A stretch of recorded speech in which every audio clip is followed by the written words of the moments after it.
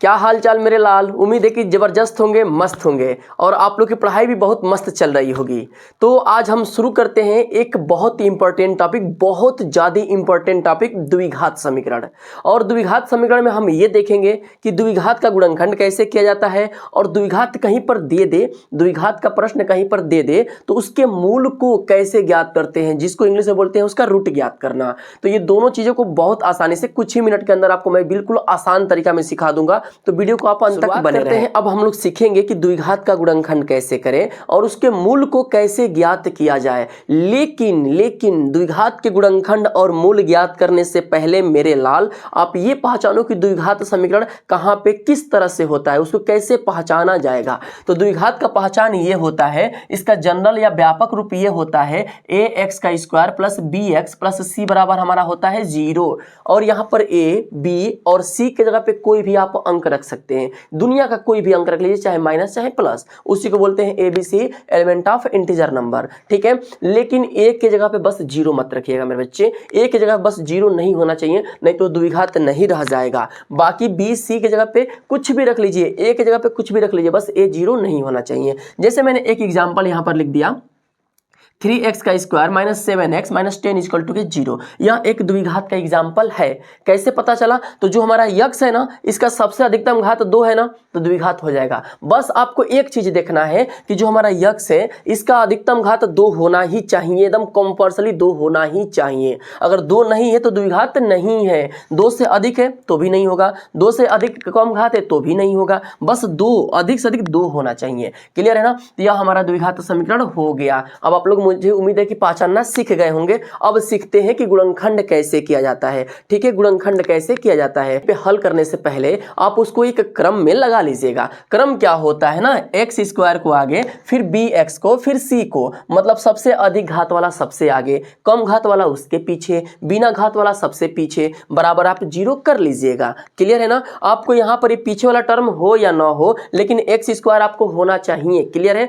तब द्विघात आपका बोला जाएगा। अब इसको हम हल कितने तरह से कर सकते हैं भैया? मेन कंसेप्ट तो हमारा यही ना है कि हम हल कैसे करें, इसका मूल कैसे ज्ञात करें, गुणनखंड कैसे ज्ञात करें। तो इसको हम 4 तरह से हल कर सकते हैं। ठीक है, 4 तरह से हल कर सकते हैं, सीधेधार से, मिड टर्म से, और भी 2 विधियां हैं। लेकिन हम लोग सबसे पहले पढ़ेंगे कि जनरल सामान्यता विधि, जो बहुत प्रचलित विधि है, जिसको हम लोग पढ़ेंगे कि मिड टर्म का फैक्टर करके, बीच वाले टर्म को जोड़ घटा करके और गुणा करके प्राप्त किया जाता है, उस विधि से हल करेंगे। तो करते हैं शुरू भैया, करते हैं शुरू। इसका द्विघात का गुणनखंड करने के लिए सबसे पहले आगे वाले से पीछे वाले में गुणा किया जाएगा। सबसे पहले आगे वाले से पीछे वाले में गुणा किया जाएगा। अब यहां से आगे हमारा क्या है 3, पीछे क्या है 10। अब 10 का 3 में गुणा करेंगे, 10 का 3 में गुणा करेंगे, 10 3 30 हमको प्राप्त हो जाएगा। इसके बाद दोनों का चिन्ह देखिएगा, इसके सामने चिन्ह हमारा प्लस है, इसके सामने चिन्ह हमारा माइनस है। माइनस और प्लस मिलकर होता है माइनस, यानी कि इसके सामने माइनस हम लिख देंगे। दिमाग में क्लिक कर लीजिएगा कि दोनों का गुणा करने के बाद, दोनों का चिन्ह का गुणा करके 30 के सामने हम चिन्ह लगा देंगे। माइनस प्लस मिलके होता है हमारा माइनस। ये चिन्हों का खेल अगर आपको समझ में नहीं आता है, थोड़ा सा इधर देख लीजिएगा, कहीं पे प्लस का गुणा होता है प्लस में तो प्लस बनता है, और माइनस का गुणा होता है माइनस में तो भी प्लस ही बनता है। यानी कि 2 सेम तरह का, एक ही तरह का चिन्ह रहेगा ना भैया, एक ही तरह का रहेगा तो प्लस बन जाएगा। और एगो माइनस हो एगो प्लस हो तो माइनस, चाहे एगो प्लस हो एगो माइनस हो तो भी माइनस होता है। 2 अलग अलग चिन्ह हो गया तो माइनस, और 2 सेम चिन्ह हो गया तो प्लस प्राप्त होता है। ये बात दिमाग में क्लिक कर लीजिएगा। अब देखिए ना, दोनों अलग अलग है ना, एक प्लस और एक माइनस, तो इसलिए हम यहाँ पे माइनस लगा देंगे। अब यहाँ पर माइनस के 30 हमको प्राप्त हो गया। बीच में कौन सा अंक है? तो बीच में हमको लिखा है माइनस के 7। इसके माइनस से कोई मतलब नहीं है, माइनस के चिन्ह को छोड़िए, बस यहाँ पर अंक लीजिए। अंक हमारा 7 है, यहाँ पर 7 उतर जाएगा। अब क्या करना है भैया? अब यहीं पे हमारा खेल शुरू होता है। आगे पीछे का गुणा करके बीच वाले उतार लेंगे। अब यहाँ पे हमारा मेन कंसेप्ट शुरू हो जाता है। अब क्या हो ना कि ऐसी 2 संख्या प्राप्त करिए, ऐसी 2 संख्या का गुणनखंड सोचिए जिसका मैं गुणा करूं तो हमको 30 प्राप्त हो जाए। ध्यान समझिए, गुणा करने पे 30 होना चाहिए और जोड़ने पे नहीं। यहाँ पर माइनस चिन्ह है तो घटाने पे 7 आना चाहिए। ऐसी 2 संख्या सोचिए जिनका मैं गुणा कर दूं तो हमको 30 मिल जाए, और उन दोनों को आपस में घटा दूं, माइनस मतलब घटा दूं तो हमको कितना मिलना चाहिए? 7 मिलना चाहिए। बीच वाली संख्या आनी चाहिए घटा के या जोड़ के। तो यहाँ पर माइनस चिन्ह है तो मैं घटा के बीच वाली संख्या प्राप्त करूंगा। वह संख्या हमको पता है क्या मिलेगा, 10 और 3। 10 में मैं 3 से गुणा करूंगा तो हमको 30 मिल जाएगा, और 10 में मैं 3 घटाऊंगा हमको 7 मिल जाएगा। यानी कि 7 के लिए हम लिख सकते हैं 10 माइनस के 3 हम लिख सकते हैं। क्लियर है भैया। अब देखिए यहाँ पर ना हम क्या करेंगे, 7 को हटाएंगे और 10 माइनस 3 को सटाएंगे। तो यहाँ से होगा क्या, 3x का स्क्वायर माइनस आपका उतर जाएगा। इस x को ना थोड़ा आगे भेज लीजिए, इस x को थोड़ा सा आगे भेज लीजिए, ब्रैकेट बंद होगा और 7 हटेगा। 7 के ही तो बराबर 10 माइनस 3 होता है ना, 10 में से 3 घटाएंगे 7 ही होता है ना। तो लेकिन 7 को अब हटा के 10 माइनस 3 हम लिख लेंगे यहाँ पर, बराबर माइनस के 10 बराबर आप कर लीजिएगा 0, बराबर हम 0 कर लेंगे। सब कुछ हमारा वैसे ही उतरेगा, बस ये 7 हटेगा, इसकी जगह पे नई वाली संख्या लिख ली जाएगी। अब क्या करेंगे मेरे लाल, इसके ब्रैकेट को तोड़ा जाएगा। 3x का स्क्वायर माइनस x से 10 में गुणा करेंगे, माइनस के 10x प्राप्त होगा। फिर माइनस से माइनस में गुणा करेंगे, मिलके होगा प्लस, x का 3 में गुणा करेंगे मिलेगा 3x। ये ध्यान रखिए ब्रैकेट के बाहर x है ना, अंदर जाएगा, जब अंदर जाएगा तो दोनों में ही गुणा किया जाएगा। तो x का 10 में गुणा करेंगे मिलेगा 10x, और ये माइनस और ये प्लस मिलकर हो जाएगा माइनस।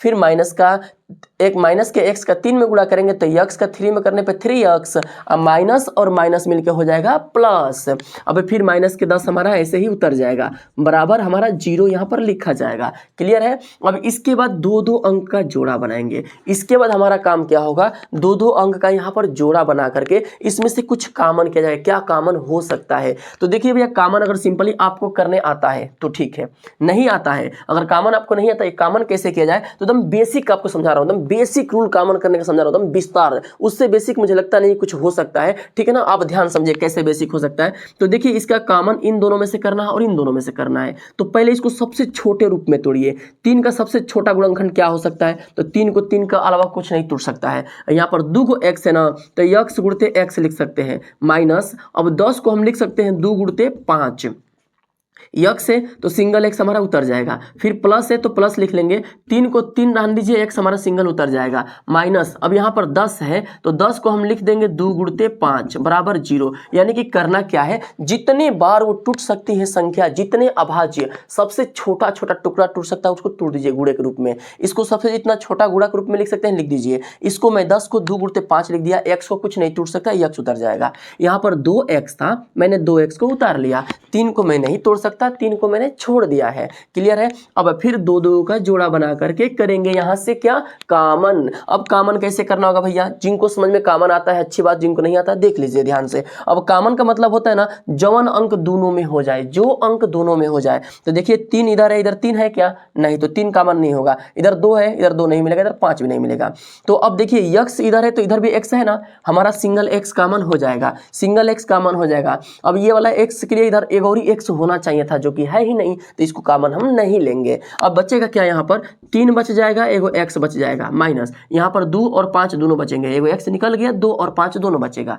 2 से 5 में गुणा करेंगे, 2 5 6 10। अब इसके बाद अगले पद में देखेंगे कि क्या कॉमन हो सकता है। लेकिन बहुत इंपॉर्टेंट पॉइंट एक मैं बता रहा हूं, यहाँ पे कुछ कॉमन करने से पहले आप चिन्ह को कॉमन करिए। क्या चिन्ह है, कौन सा ऐसा चिन्ह है जिसको कॉमन कर सकते हैं। तो देखिए भैया प्लस या माइनस दोनों में से कोई एक कॉमन होगा, तो प्लस कॉमन करें या माइनस, इनमें से।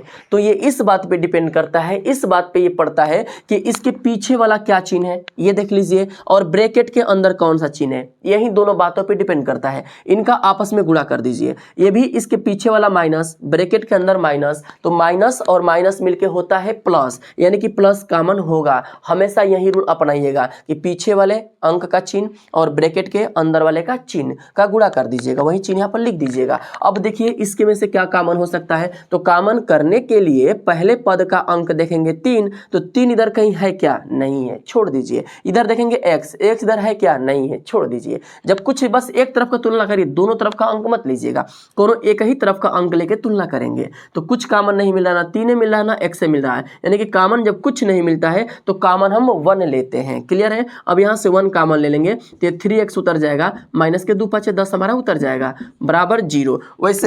वैसे आपको हम बता दें कि आप कब से कैसे पता करें कि हमारा गुणनखंड सही है या गलत? तो दोनों का ब्रैकेट वाला सेम आ रहा है ना, तो आप सही जा रहे हैं, आप लगभग उम्मीद है कि 80% सही है। ठीक है, अब दोनों ब्रैकेट हमारा सेम है तो इसको एक जगह इकट्ठा उतार लेंगे, 3x माइनस के 10। अगला ब्रैकेट में क्या उतारेंगे भाई, दोनों मिलके एक जगह हो गया ना। अब इसके सामने हमारा बच्चा है x और इसके सामने बच्चा है प्लस के 1, बराबर कर दीजिएगा 0। अब दोनों को अलग से बारी बारी से आप 0 कर दीजिए, दोनों को अलग से बारी बारी से 0 कर दीजिए। क्लियर है? तो इसको मैं इधर साइड में हल कर देता हूँ, इधर साइड में हल करता हूँ, इधर जगह कम है। पहले मैं इसके बराबर 0 करूंगा, 3x माइनस 10 बराबर 0। पहले आप इस ब्रैकेट के बराबर 0 लिखिएगा, तो 3x के साथ 10 इधर माइनस में उधर गया तो प्लस में, 3 इधर गुणा में उधर गया तो क्या हो जाएगा, भागा में हो जाएगा, यानी कि 10/3 आपका पहला आंसर बन गया। वैसे ही इसका दूसरा आंसर कितना होगा, दूसरा आंसर कितना होगा, तो इसके बराबर आप 0 करिएगा, x + 1 बराबर 0। तो 1 इधर प्लस में उधर गया तो हो जाएगा माइनस में, यानी कि x की हमारी दो आंसर हो गई 10/3 और माइनस के 1। यह आपका क्या बन गया, आंसर। मुझे उम्मीद है कि आप बड़े अच्छे से इसको समझ गए होंगे। अब आपको हम बता देते हैं कि इसके प्रश्नों को मैं 3 टाइप में बांटा हुआ हूँ, 3 भागों में बांटा हुआ हूँ, और तीनों टाइप के प्रश्नों को मैं जस्ट अभी हल कराता हूँ। तीनों टाइप के एक एक दो दो एग्जाम्पल मैं हल कराता हूँ। देखिए बड़े जानदार एग्जाम्पल आपको मिलेंगे, यकीन मानिए बहुत शानदार एग्जाम्पल मिलेंगे। इन तीनों टाइप को अगर आप हल कर लेते हैं तो आपको द्विघात से जनरल कहीं भी प्रश्न आएगा नहीं छोड़ेंगे, आप आराम से बना लेंगे उसको। तो सबसे पहले हम शुरू करेंगे टाइप 1 का प्रश्न। ठीक है, टाइप 1 का प्रश्न ये आप नोट कर लीजिए और इसकी स्क्रीनशॉट मार लीजिए। तो शुरू करते हैं इसके टाइप 1 के प्रश्न, बिल्कुल बेसिक और आसान प्रश्न होंगे। देखिए पहला प्रश्न बोला है x का स्क्वायर माइनस 49 बराबर 0। यह एक द्विघात है। सबसे पहले द्विघात किससे पता चला, तो x के घात में 2 है तो भैया द्विघात तो होगा। अब इसका गुणनखंड आप कैसे करोगे, तो इसका गुणनखंड वाला नियम लगाएंगे हम, इसका गुणनखंड का नियम लगाएंगे भैया, कतई ना लगाएंगे। जब 2 अंक है तो नियम नहीं लगता है इसका। सिंपल क्या करिए ना, x का स्क्वायर बराबर 49 इधर माइनस में उधर गया तो हो जाएगा प्लस में। अब x स्क्वायर बराबर 49 आपका प्लस में मिल गया। अब दोनों तरफ आप करड़ी में बंद कर दीजिए, दोनों को करड़ी में बंद करिए। आप कहेंगे भैया करड़ी में क्यों बंद करा रहे हैं आप, तो भैया जब x अकेला है तो क्या करेंगे, जब 2-3 जगह होता है तब ना गुणनखंड करते हैं। ये तो अकेले है, क्या गुणनखंड करने से कोनो फायदा नहीं है। इसको बंद कर देंगे करड़ी में, तो करड़ी में x 2 बार है ना तो x बार बाहर निकल जाएगा। और करड़ी में 49 का मान होता है 7, तो प्लस माइनस 7 आपका बन जाएगा आंसर। करड़ी में 49 का मान मतलब 49 का वर्गमूल हमारा 7 ही मिलता है। अब वैसे ही इसका मान कितना होगा, तो देखिए इसका x इधर है ना, तो इसको छोड़ के जितनी संख्या सबको उधर भेजेंगे। सिंगल x स्क्वायर है, द्विघात होगा। गुणनखंड कैसे करेंगे, इसके तरफ जितनी संख्या सबको उधर भेजिए। 16x का स्क्वायर, 9 इधर माइनस में उधर गया तो हो जाएगा प्लस में। अब इसके बाद x स्क्वायर के साथ 16 ही गुणा में उधर गया तो भागा में हो जाएगा। तो x स्क्वायर बराबर 9/16। अब इन दोनों को बंद करेंगे करड़ी में, दोनों को बंद करेंगे करड़ी में। x स्क्वायर का करड़ी x हो जाएगा और 9 का वर्गमूल, देखिए 9/16 करड़ी में है ना, इसका वर्गमूल निकालेंगे। 9 का वर्गमूल 3 होगा और 16 का वर्गमूल 4। अब प्लस माइनस लग जाएगा, क्यों लगेगा, तो जब करड़ी से कोनो बाहर संख्या निकलती है ना तो उसका सामने प्लस और माइनस दोनों का चिन्ह लगता है, तो यानी कि प्लस माइनस 3/4 आपका आंसर हो जाएगा। वैसे ही 2x का स्क्वायर माइनस 18 बराबर 0 की वैल्यू कितना होगा, और 4/9x का स्क्वायर बराबर 1 का आंसर कितना आएगा। जस्ट आपके लिए मैं होमवर्क दे रहा हूं, इसको करके मुझे कमेंट बॉक्स में बताइए, देखता हूं किनका आंसर सही हो पा रहा है। क्लियर है? अब देखते हैं इसके टाइप 2 को। तो इसके टाइप 2 वाले जो हमारे प्रश्न है बिल्कुल ही आसान है, लेकिन टाइप 1 से थोड़े से अप लेवल है। अब देखिए इसके प्रश्न कैसे बोलेगा, 4x का स्क्वायर माइनस 25x बराबर 0। अब यहां पर हमारा ax का square plus bx, but c हमको 0 कर दिया, c का मान यहां पर गायब कर दिया, c की जगह पे ना 0 रखा है, इसलिए इसका बस 2 ही हमारा पद दिया हुआ है। अब इसका गुणनखंड कैसे करेंगे, तो आप सोचेंगे कि द्विघात है या नहीं है, भैया x घात में एकदम 2 दिया है ना, द्विघात होगा ही होगा। अब इसका गुणनखंड कैसे करना होगा, तो इसके लिए हम फैक्टर वाला नियम नहीं लगाएंगे, मिड टर्म वाला नियम नहीं लगाएंगे, डायरेक्ट यहां से x कॉमन कर लेंगे। दोनों में x है ना, बस x कॉमन ला सोचिए, दोनों में x है तो x कॉमन हो जाएगा। यहाँ बचेगा 4x माइनस यहाँ बच जाएगा 25, ब्रैकेट बंद बराबर 0 कर लेंगे। x के साथ देखिए एक ब्रैकेट के साथ x इधर गुणा में उधर गया तो भागा में हो जाएगा, यानी कि एक बार x बराबर हमारा 0 होगा और सेकेंड टाइम इसके बराबर 0 करेंगे। 4x माइनस 25 बराबर हम कर लेंगे 0। 25 हमारा इधर माइनस में उधर गया तो हो जाएगा प्लस में, 4 इधर गुणा में उधर गया तो हो जाएगा भागा में, यानी कि 25/4 हमारा क्या बन गया आंसर, और x बराबर 0 हमारा आंसर। क्लियर है। अब इसी तरह से 3/4 x का स्क्वायर माइनस 12x बराबर 0 दिया है, इसका आंसर कितना होगा जस्ट अभी आप करके मुझे कमेंट बॉक्स में बताइए। देखता हूं कितने लोगों ने मेहनत कर रहा है और कितने लोगों ने अपने प्रति, खुद के प्रति कितने लोगों ने फोकस है पढ़ाई के प्रति, जो लोग अभी इसका हल करके मुझे आंसर कमेंट बॉक्स में दे रहे हैं। क्लियर है। मुझे उम्मीद है कि हर एक बच्चा इसके प्रश्नों को बढ़िया से समझ के हल कर रहा होगा और हल करके मुझे कमेंट बॉक्स में आंसर भी देगा। क्लियर है ना। अब देखते हैं इसके अगले प्रश्न को, टाइप 3 वाले पे। अब करते हैं शुरुआत मेरे लाल टाइप 3। टाइप 3 टाइप 1 और 2 से थोड़ा सा ऊपर लेवल है, इसके लिए थोड़ा सा आपको मेहनत करना पड़ेगा। अब आप सोचेंगे कि बिना मेहनत के, बिल्कुल बिना मेहनत के घर बैठे बैठे बिना वीडियो देखे, वीडियो में बिना कंसंट्रेशन बनाए प्रश्न सारे बनने लगे,